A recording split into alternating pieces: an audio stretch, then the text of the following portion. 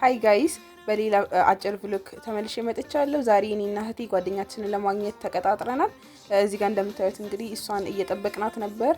ዝናብ ዘንቦ ስለነበረ መጀመሪያ ከተቀጣጠርንበት ሰዓት ቆየት ብለን ነበር የወጣነው። ካፌው ይሄንን ይመስላል። ከዛ በፊት ግን ጌም የተወሰነ እንጫወት ብለን ወደ ጌም ዞን ሄድንና የተወሰኑ ጨዋታዎችን ተጫወትን ማለት ነው። እዚህ ጋር እንደምታዩት ብዙ መጫወቻዎች አሉ። ነገር ግን አብዛኞቹ የህፃናት ናቸው እንደምታዩቸው ማለት ነው። እኛም ደግሞ ያው ትልልቆች ነን በሚል ቴብል ቴኒስ እና ቪአር ለመጫወት ወሰንን ማለት ነው። እና እዚህ ጋር ማን ጫወት የሚለውን አስበን እህቴና ጓደኛዬ ሊጫወቱ ተወሰነ ማለት ነው። ያው ከነሱ አሸናፊ ጋር ደግሞ እኔ ሊጫወቱ ማለት ነው። እና እዚህ ጋር ጌሙን እየተጫወቱ ነበረ። ጥሩ ጊዜ ነበረ ያሳለፍነው። ይሄን ይመስላል ጌም ዞኑ። እና ያኔ ተራ ደረሰና ደግሞ ከነሱ አሸናፊ ጋር ጌሙን መጫወት ቴብል ቴኒስ መጫወት ጀመረ። እዚህ ጋር ቪአር ነው።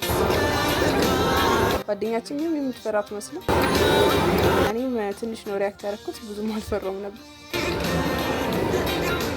ከዛን ጌም ዞን ውስጥ ጨዋታችንን ጨርሰን እዚህ ጋር ጥሩ ባክግራውንድ ያላቸው ምስሎች ስለነበሩ ፎቶዎች ለመነሳት መጣን ማለት ነው። እና ብዙ አሪፍ ፎቶዎች ተነሳን።